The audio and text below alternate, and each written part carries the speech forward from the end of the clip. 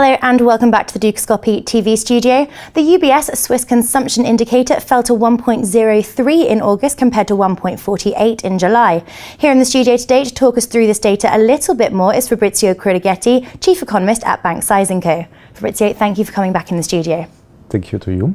Now, Fabrizio, this report was based on several different indicators. Can you talk us through briefly what those indicators are? Exactly, there are 5 different indicators. You have the car sales, the hotel stays by Swiss national in Swiss hotels. Then you have the consumer sentiment released by the COF. The COF is a Swiss official statistic office. And then you have the business condition in the retail sectors. And the last indicator is released by the UBS, and it concerns the credit card transactions. There was a sustained rise in new car registrations in Switzerland, but this was unable to offset negative trends in other areas of the report. What does this say about the economic sentiment in Switzerland on the whole at present? And can we expect a dip, therefore, in relative areas such as business confidence, for example? Yes, I think there was some weakness, but it will be wrong to read too much on that data. Usually we look at the 3 months average of this indicator, and if you look at the 3 months average, you will see that there was almost no change. We went down from 1.38 to 1.37. I think it's key to look further, to have further data, to assess exactly the current environment in the Swiss economy.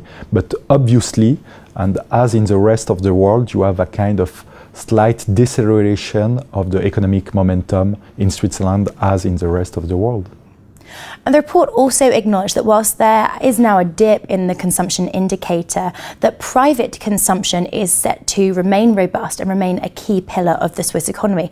How does one define private consumption opposed to what we've discussed in this report? Yeah, usually it's a general consumption, and it concerns also the government. When we speak about private consumption, is only related to the households.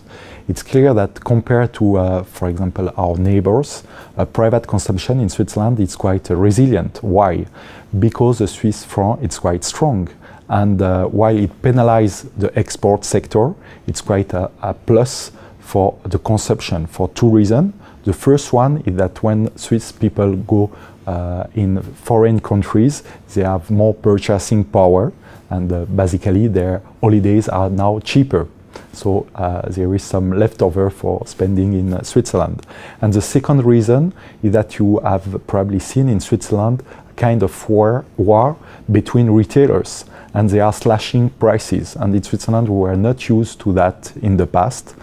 Even car dealers slashed their prices, and so it means a bigger purchasing power for the Swiss consumer. On top of that, unemployment rate remains quite low. That's why private consumption should continue to be quite resilient in Switzerland over the next few quarters.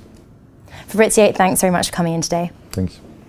We'll be back shortly with more exclusive interviews, including another collaborative interview with La Jaffee. For now, though, goodbye.